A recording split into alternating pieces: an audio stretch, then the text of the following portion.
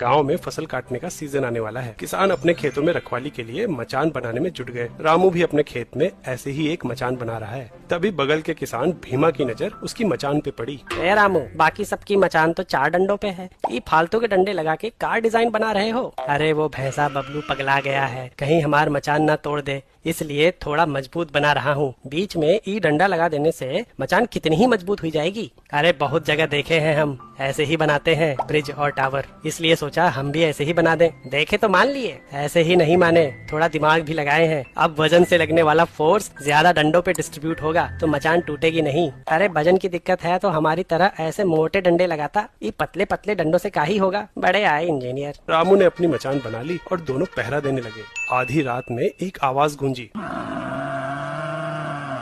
लगता है पगला बबलू आ गया। फिर वही हुआ जिसका डर था। बबलू भैंसे ने एक टक्कर मारी और भीमा की पूरी मचान गिर गई। भीमा किसी तरह वहाँ से भागा और रामू की मचान पे चढ़ गया। बबलू भी पीछे आया, पर रामू की मचान ने बबलू की टक्कर झेल ली और दोनों बच गए। बोले थे ना ये मचान टूटेगी नहीं, पर वो देख रामू, हमार मचान का डंडा तो टूटा ही नहीं, फिर मचान गिरी कैसे? मचान के स्ट्रक्चर की वजह से।